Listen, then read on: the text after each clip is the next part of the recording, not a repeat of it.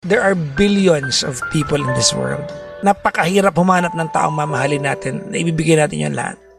But it's more difficult to find someone who is willing to give up and drop everything down just to be with us. Ang hirap humanap ng taong ganyan. Yung kayang ibigay ang lahat sa atin para lang mapasaya tayo.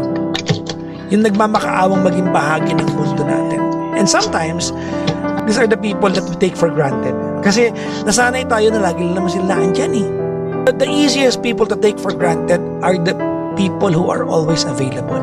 And the only time that we realize the value of these people ay pag wala na siya. Nag-iba na yung nakikinabang sa atensyon na dati tayo nakakakuha. And I'm afraid it might happen to you if you do not change your ways. And you are 40 years old. Truth be told, you do not have the luxury of time.